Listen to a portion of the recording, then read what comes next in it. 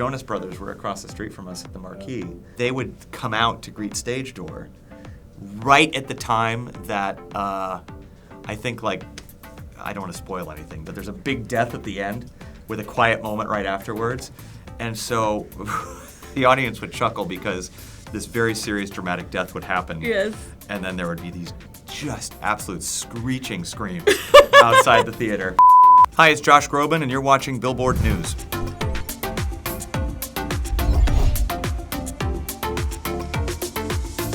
Hi everyone, welcome to Billboard News. I'm Rebecca Milzoff, Executive Features Editor at Billboard, and I'm here today with Josh Groban. Hi. You raise me up so I can stand on mountains.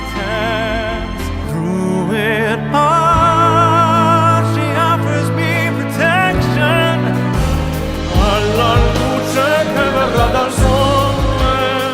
Hi Josh. Thanks for having me. You may not remember, but we actually met once before 6 years ago when you were making your Broadway debut. I do remember Natasha that. Pier. Yes.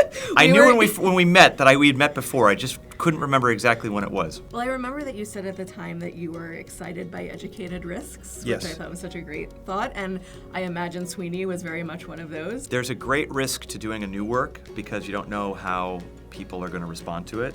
And I think sometimes there's an even greater risk to doing a work that has been beloved for 40 years because, yes, you have the responsibility to not mess it up, first of all. But secondly, you want to honor the piece by bringing something to it that people haven't seen before and by, adding your stamp on it. Doing something like Sweeney Todd, it's, I joke that in the theater world, it's like telling comic book fans that you're the next Batman. Like, it's just, you're going to get all sides, from people thinking you're right, people thinking you're horribly wrong. And you just have to stay the course and do your thing. And so, and the only meter that I have is to throw myself into stuff if I'm passionate about it in a way that I think, well, if I'm enjoying what's happening here, then there are other people that will probably enjoy it too. And we've just been just blown away with the response, truly, by every age group for something that hasn't been on Broadway at this size, at least, for a very, very long time. To see so many people, young and old, people who've seen it 20 times, people this is their first Broadway experience, to bring a work like this back to Broadway in a way that's affecting people that way is like a dream beyond what I could have imagined. Yeah, it's amazing to hear about how many people who have never seen it before. The number of people that I see at Stage Door where this is not only their first Sweeney, but their first Broadway experience ever. That brings me back to like when I was that age, and I was that 13-year-old kid, waiting at Stage Door in LA where I grew up, and going home and thinking to myself, well, that's something I want to have in my life forever. To do that, to hold the torch this year, to do that was really fun. Well, speaking of you being a teenager, segue, I heard that this is not the first time you wanted to do Sweeney, that you tried as a teenager and it did not work out. That's I right. wanted to hear a little about that. Yeah, nothing. Well, it's always funny when like a camp or a high school takes on a very adult show. I was Tevye and Fiddler on the Roof senior year of high school. That exists on tape. That does exist on tape. Many of us have seen it. If I were a rich man. I was 15 going on 12. I was a real late bloomer. And I was, not picked to be Sweeney at camp, but I had an incredible time in the ensemble, which was, for Sweeney, is one of the great ensembles in all of theater. Amazing. There is no shortage of wonderful things to do in the Sweeney Todd ensemble. And vocally, it's one of the most challenging ensemble roles there is. So I had a great time doing it. It was so fun to blend because being in a group setting for me at that time was the perfect way for me to learn about relative pitch and the camaraderie of theater, and then I kind of put it away, and I thought, well, maybe Sweeney's not for me. So nobody was more surprised than me that this came around and that it was something that I had the potential to do. And it does seem like the kind of role that maybe a little more life experience can lend itself to I think your so. portrayal. There's a lot of approximating when you're in high school and junior high school. Were you a menacing teenager? I'm not a very menacing adult either. But it's it's the kind of thing where at that age you're just pretending on so many levels, and I feel that way about songs that I recorded at that age too. I mean, it wasn't long after that audition that I was actually signed to a full-blown record deal. So singing songs that were very mature for very mature people. And I kind of felt the same way then as I did about trying to like put on the Sweeney Todd face. Is that like, oh, I surely one day I'll understand what these songs are about. You raise me up to walk on stormy seas. Going back now, and whether it's singing and taking on the role of Sweeney Todd, or singing songs from my first album, I like doing them now as a 42-year-old person with lots of life experience because they actually mean something to me now, as opposed to like, presenting them and going, oh, so thank you for telling me your story. I'm sure I'll have one day. Yeah. Well, you are now, for the 5th time, a Grammy nominee because of the Sweeney Todd cast album. And wanted to hear a little bit about that process because I think a lot of people don't know quite how much goes into recording a cast album and also just how important it is for a show to have a great cast album. Cast albums were the way that I could enjoy a theatrical experience before I had the opportunity to go see a show. Yeah. The audio experience of a show can be just as powerful. Close your eyes, put on your headphones, and a really great cast recording can truly transport you to what's going on. And I know that you guys also just filmed the Tiny Desk concert. Yeah. Which, as that we were was just so saying, fun. for such a big show, making it tiny. Tell me what that was like. Tiny Desk was awesome. They were, so fun to watch during the pandemic when everybody was doing Tiny Desk from their own homes and from their own offices and things like that. But yeah, so we went to DC. We did Tiny Desk with I believe it was a 9-piece orchestration that also Jonathan Tunick had he dusted off from his drawers that he had from something else that he did, I think, in London. Whoa. And so, anything that Tunick does, anything that this show is a part of, it just goes to show that in any iteration, it works. It was just as powerful to sing this music with no mics. It's an actual office. You go in there and you walk into NPR, and that is their music editor's, corner office. And so to sing there with all the staff there watching was a blast. I did some sightseeing too. You're leaving the show in January 14th, at the same time as your co-star, Annalee Ashford. When you're doing a real bucket list role like this, how do you decide when it's time to leave? Well, there's a number of things that go into deciding. I think that we feel whether we stayed in it another year, whether we left tomorrow. I think Annalee and I both feel like we did what we came to do. We wanted to get it off the ground in a way that we were really, really proud of, to get a response that we feel Sondheim would have been really excited by and proud of.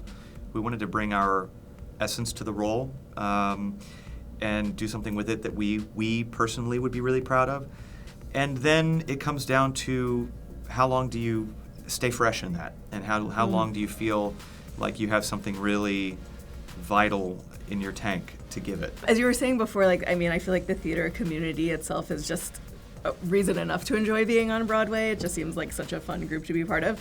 And I know that you're on Broadway now at the same time as two of your BFFs from college, right? Josh Gad and Leslie Odom Jr. Right. Leslie is in Pearly Victorious and Josh is in Gutenberg. I know. Both amazing shows too. Where there's the Carnegie Mellon alumni are killing it right Representing, now. yeah. So do you guys get to see each other at all? Is yeah. is it fun to be on Broadway? Oh my at God, the we same have a time? group chat going. Oh, amazing. How was your audience today? Lots of Germans. We are,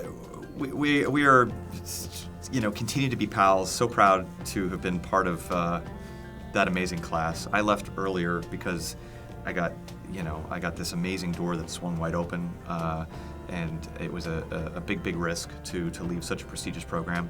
Ultimately, working with David Foster, making these albums early in my life wound up being a masterclass of its own that I was lucky to have. Well, speaking of David Foster, he actually was here recently. Yes, soon to be a Broadway baby. Yes. Yes, I'm so proud of him and excited for him. He spoke highly of you, of course, and I feel like since it's that time of year, we should mention he also produced your Christmas album, yes. Noel. Are there things he taught you back then that you still find yourself calling upon today and sort of remembering back to things he said? I mean, having David as a teacher, it's such an early time in my life, was really among the greatest educations I could have ever had. I mean, I mentioned that I had to leave school early to work with him, but that was the trade, was that I got to work with somebody whose brilliance would mean that if I were in a school program and he was visiting, I might get a 2-hour masterclass. I'd give away my soul to hold you once again. And I got the opportunity to work with him 24/7 for years. That is something that you can't, that's a lottery win for a musician, for a vocalist. The amount of people that he's worked with, the instincts that he has that you can't teach, to be around those, was everything for me. Is that me playing? Yeah. Yeah, you had a keyboard in the studio. You had a keyboard in the studio, and that's your sound. The thing about David, too, is that when he believes in you, he puts you in the position to see the door, but he absolutely makes you have to sprint and sweat and walk through it yourself. And so to have had both of those things, to feel like I, yes, had the lift, had the opportunity, hey kid, I like the way you sound, let's work, but let's really work. He taught me a work ethic that, I don't think always happens in this business. We are here also to celebrate the 20th anniversary of your album Closer coming out, which I've learned was one of the 9 albums you've had that debuted in the top 10 of the Billboard 200. Wow. 3 of those peaked at number 1, and Closer was one of them. Wow. Do you remember that happening? Like getting that number 1 album, what it felt like? It didn't, I remember it didn't open at number 1, I don't think. Yeah, I think it was 4 and then went to 1. Yeah, and then I remember being surprised that I don't think almost a month later or something, it actually went up. I got the call that it had gone to number 1, when that's usually not the case. Usually you have your big opening week and then it just, at least that's the way the business is pretty much now. So that was a really special feeling. That was the first album that I started to write on. I felt like that was the first album where I started to kind of explore more kind of eclectic tastes, and took a little bit more risks and dipped my toes into waters that felt a little more self-expressive, I think. When your first album, you're just trying to be so careful. You've got a lot of chefs in your kitchen. Yeah. When you've got someone like David Foster, you've got Gordon Ramsay in your kitchen, and in a good way. Yes, I was going to say, maybe a little nicer. And so, that album doing what it did really made me realize that my fans are in it for the long run. That was the album. That album going to number 1 made me realize, we're going to have a journey together. This is not just a one album, has to be this. They were open to other styles, other things, and they were open to me being me. And that was a fun thing to realize. So 20 years on, sitting here with you still and continuing to take risks that they're with me on, I realized that was a right instinct to feel that, because they've been with me this entire time. So now you have sort of open road ahead of you soon. Yeah. So what are you thinking about what comes next when you're done Sweeneying? I haven't the slightest idea, and I'm okay with that. I really I poured everything I have into this show, and my glass was so full on every level that I didn't really have much else to think about.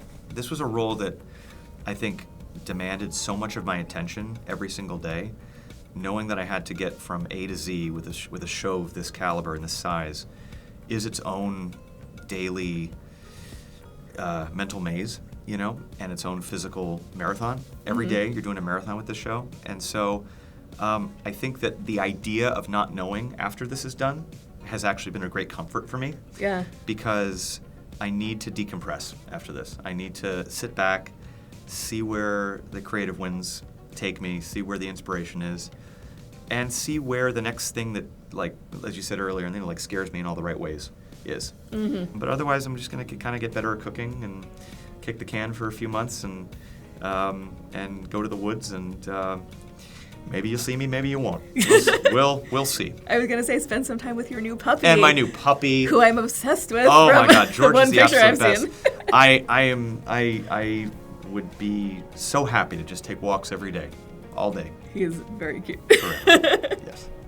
Well, thank you so much. Thank you.